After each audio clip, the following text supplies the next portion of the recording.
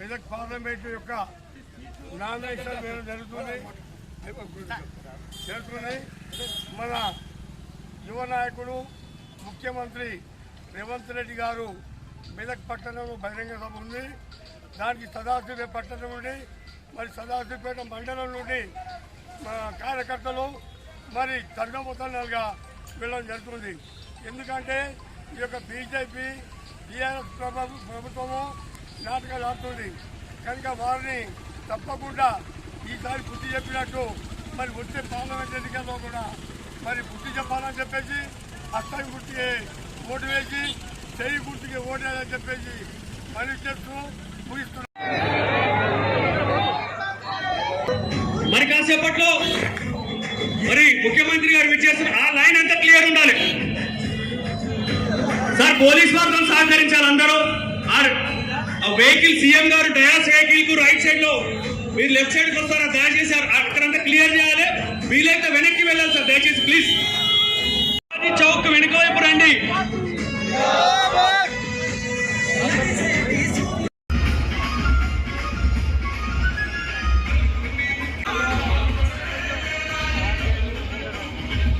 నీలమ్మను మన మెదక్ పార్లమెంట్ అభ్యర్థిగా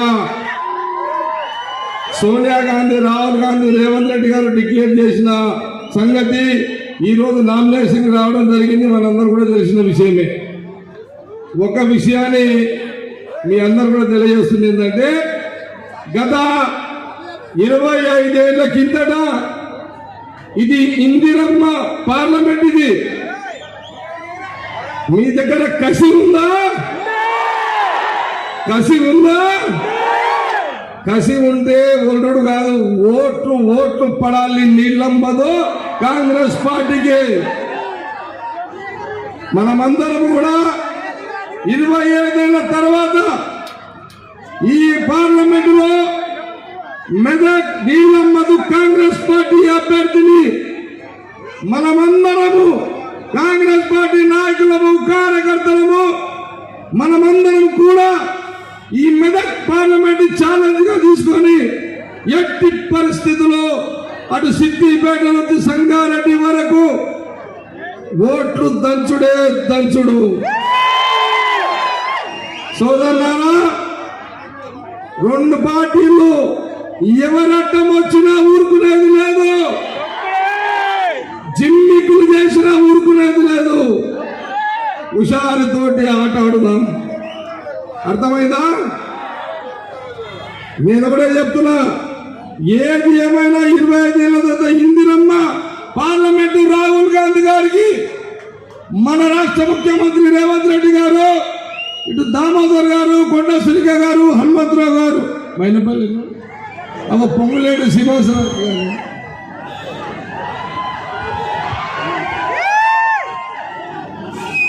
మైనపల్లి హనుమంతరావు గారు. ఒక విషయం గమనించుకోండి, సంగారెడ్డి నేను చూసుకుంటా,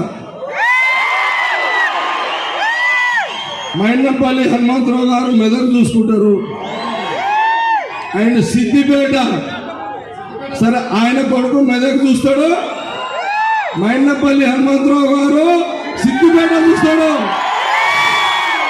సిద్దిపేట ఉన్నాడు ఆయన. మీ దమ్ము చూపెట్టండి. దేనికైనా నేను దామన్న కొండ సురేఖ జగ్గారెడ్డి మీకు అందుబాటులో ఉంటాము. రేవంత్ రెడ్డి ముఖ్యమంత్రి మీద చూసుకుంటాడు. గవర్నమెంట్ మనది ఉన్నది. పోలీసు వాళ్ళకి భయపడకుండా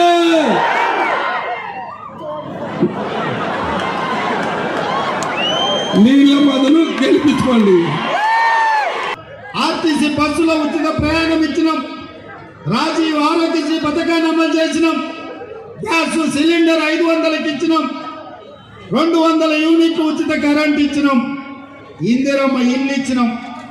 నిన్న కాక మొన్న మామ అల్లుళ్ళు 2 తయారైంది. రైతు రుణమాఫీ ఎప్పుడు చేస్తామని నేను ఈ వేదిక మీద నుంచి తెలంగాణ రాష్ట్ర రైతాంగానికి మెదకు చర్చి సాక్షిగా, 7 పాయల దుర్గమ్మ సాక్షిగా నేను మాట ఇస్తున్నా. 15 ఆగస్టు లోపల ప్రతి రైతుకు 2 లక్షల రూపాయల లోపల రుణమాఫీ చేసే బాధ్యత మా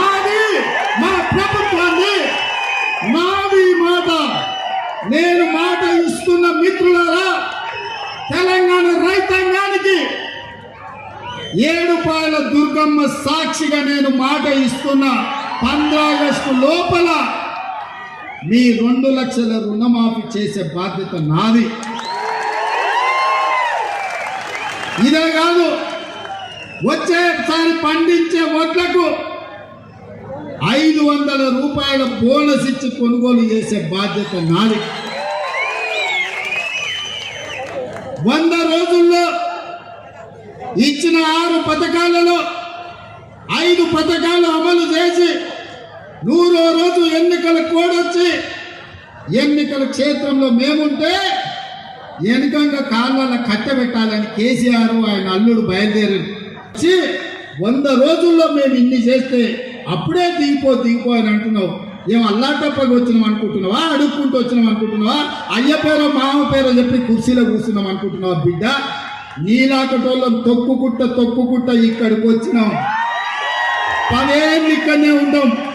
ఎవడొస్తాడో, నువ్వు వస్తాడో, నీ మామ వస్తాడో, నీ బామ్మాట వస్తాడో, వాళ్ళని పుట్టించిన అయ్యొస్తాడో ఎవడొస్తాడో రాండి బిడ్డ, పండబెట్టి తొక్కకపోతే చూస్తాం. 10 ఏళ్ళు ఇందిరమ్మ రాజ్యం ఉంటుంది, ప్రజాపాలన జరుగుద్ది, ప్రజల కష్టాలన్నీ తీర్చే బాధ్యత కాంగ్రెస్ పార్టీ తీసుకుంటుందని చెప్పి నేను ఈ సందర్భంగా తెలియజేస్తున్నా. అందుకే రైతుల ఆదాయాన్ని 2 చేస్తామని ఢిల్లీ సరిహద్దులో 100,000 మంది రైతులను కాల్చి చంపిన చరిత్ర భారతీయ జనతా పార్టీది. రైతులను చంపిన బీజేపీ ప్రభుత్వాన్ని పొందబెట్టాలి అని చెప్పి తెలంగాణ రైతాంగానికి నేను విజ్ఞప్తి చేస్తున్నా. ప్రతి పేదవాడికి సొంతింటి కళ నెరవేర్చడం 2022 లోపల అని చెప్పాడు. ఏ పేదవాడికి ఇల్లు ఇవ్వలేదు. అందుకే మోడీ ప్రభుత్వాన్ని, బీజేపీని గద్దె దించాలి అని చెప్పి నేను ఈ సందర్భంగా తెలియజేస్తాను. బీఆర్ఎస్ అభ్యర్థి ఎవడో మీకు తెలుసా? మల్లన్న సాగరంలో 50,000 ఎకరాలు గుంజుకొని ఏటిగడ్డ కిష్టాపురం మల్లన్న సాగర్ ప్రాంతంలో పేద రైతులను గోదావరి జలాలలో ముంచి పోలీసు ఉక్కు పాదాలతో తొక్కించి పోలీస్ స్టేషన్ల ఆడబిడ్డలను కొట్టించి మీ మీద దాడులు చేసిన దుర్మార్గుడే ఇవాళ బీఆర్ఎస్ అభ్యర్థి. మీరు కావాలంటే మల్లన్న సాగర్, రంగనాయక సాగర్, కొండపోచమ్మలో మునిగిపోయిన రైతుల దగ్గరికి వెళ్ళండి, అడగండి. ఈ దుర్మార్గుడు వెంకట్రామరెడ్డి ఎవడు కలెక్టర్గా ఉండి ఇక్కడ రైతుల భూములు గుంజుకున్నాడు కాదా? 100,000 రైతుల కుటుంబాల మీద కేసులు పెట్టినోడు కాదా? మల్లన్న సాగర్ మా భూములు ఇయ్యము అని అంటే పోలీసులను పెట్టి ఆడబిడ్డలను పరిగెత్తించి కొట్టినోడు ఈ వెంకట్రామరెడ్డి కాదా? ఏ ఊరోడు, ఎక్కడోడు, ఎక్కడికి వచ్చిండు, ఇక్కడ ఎంపీ కావాలనుకుంటుందో ఆలోచన చేయండి. ఎందుకు ఇచ్చిండు కేసీఆర్? నమ్మిన బంటు కాసిం రిజ్వీ నిజాంకి ఎట్లయితే గులాంగిరి చేసిండో ఫామ్ హౌస్ లో గులాంగిరి చేస్తాడు. కాసిం రిజ్వీ వాళ్ళ తెలంగాణ ప్రజల మీద ఎట్లా దాడులు చేపించిండో మల్లన్న సాగర్ లో 14 గ్రామాలను పొట్టన పెట్టుకున్న వెంకట్రామరెడ్డిని ఇవాళ బీఆర్ఎస్ అభ్యర్థిగా పెట్టిండు. ఢిల్లీలో కేడీని చూసినాం. వీళ్ళిద్దరు తోడు దొంగలే గూడు పుటాని. మొన్న డిసెంబర్లో కేడీని పొందబెట్టిండు. ఇక వంతు మోడీకి వచ్చింది. ఒక్కరిని కాదు, 2 తోడు దొంగల్ని తుదముట్టించే వరకు ఓడిస్తేనే ఈ ప్రాంత తెలంగాణకు న్యాయం జరుగుద్ది. మిమ్మల్ని ఆదుకునే బాధ్యత ప్రభుత్వం తీసుకుంటుంది. అందుకే మిత్రులారా, ఇంకా 4.5 ఏళ్ళు ప్రభుత్వం ఉన్నది, కాంగ్రెస్ ఉంటుంది. ఆ తర్వాత మళ్ళొక్కసారి ప్రజల ఆశీర్వాదంతో ఇంకో 5 ఏళ్ళు, మొత్తం 10 ఏళ్ళు అధికారంలో ఉంటాం. మీ సమస్యల్ని పరిష్కరించే బాధ్యత మాది. మీకు ఇందిరమ్మ ఇల్లు ఇచ్చే బాధ్యత మాది. బస్సు ఉచిత ప్రయాణం ఇచ్చే మాది. ఆరోగ్యశ్రీ పథకం అమలు చేసే బాధ్యత మాది. మీ ఇంటికి ఉచిత కరెంట్ ఇచ్చే బాధ్యత మాది. 2 లక్షల రూపాయల రైతు రుణమాఫీ చేసే బాధ్యత మాది. 500 రూపాయలు బోనస్ ఇచ్చి మీరు పండించిన పంటను కొనే బాధ్యత మాది. ఇన్ని పనులు చేయాలనుకుంటున్న మేము మిమ్మల్ని వజ్రాలు వైడూర్యాలు అడుగుతలేం, మనులు మాణిక్యాలు అడుగుతలేం, మీ విలువైన సారవంతమైన భూములు అడుగుతలేం. ఏమడుగుతున్న మిత్రులారా? మిమ్మల్ని ఏమడుగుతున్న మిత్రులారా? ఎంతో మంది ఎన్నో సార్లు ఎవరెవరికో వేసారు. 20 ఏళ్ళు బీఆర్ఎస్ వంటి బీజేపీ వంటి కేసులు. ఈ ఒక్కసారి బలహీన వర్గాల బిడ్డ పైసలు లేకపోయినా ఎన్నికల్లో గెలవచ్చని ఓ బలహీన వర్గాల బిడ్డకు ఓటేసి ప్రజాస్వామ్యం మీద నమ్మకం కలిగించండి, విశ్వాసం కలిగించండి. ప్రజా సేవలో ఉంటే పేదవాడైన పార్లమెంటుకు పోతాడని ఈ మెదకు గడ్డ నుంచే గెలిపించండి అని చెప్పి నేను మీకు అందరికీ విజ్ఞప్తి చేస్తున్నా. నీలం మధును గెలిపించడానికి మీరు సిద్ధమా? సిద్ధమా? ఇందిరమ్మ రాజ్యానికి ఓటు వేయడానికి సిద్ధమా? రాహుల్ గాంధీ ప్రధానమంత్రి చేయడానికి సిద్ధమా? కాంగ్రెస్ పార్టీని గెలిపించడానికి సిద్ధమా? సిద్ధం అన్నోళ్ళు అందరు చేయి పైకెత్తి, అందరు చేయి పైకెత్తి. అలా ఎత్తుతలేరా? మిమ్మల్ని కూడా చూస్తున్నా, మిగతా మీద ఉన్న ఆడున్నోళ్ళు కూడా ఎత్తాలి. జై కాంగ్రెస్, జై జై కాంగ్రెస్. హస్తం గుర్తుకే, హస్తం గుర్తుకే, హస్తం గుర్తుకే. ధన్యవాదాలు సోదరులారా.